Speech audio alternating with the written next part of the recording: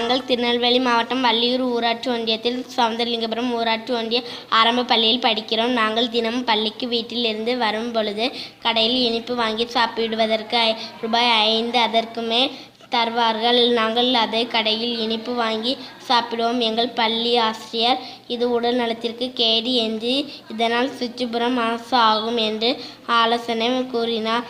அதனால் நாங்கள் எங்களுக்குள் யோசித்து இந்த ரூபாயை பயன்படுத்தி ஏதாவது செய்ய வேண்டும் என யோசித்தோம். அதன் விளைவாக பள்ளியில் கிளாஸ் லீடர் தேர்வு செய்து தினமும் ரூபாயை வகுப்பில் சேமித்து ஆசிரியர் உதவியுடன் ஆங்கில அகராதி மற்றும் ஆங்கில இலக்கணம் பொது அறிவு புத்தகங்கள் வாங்கி வகுப்பில் பயன்படுத்தி வருகிறோம்.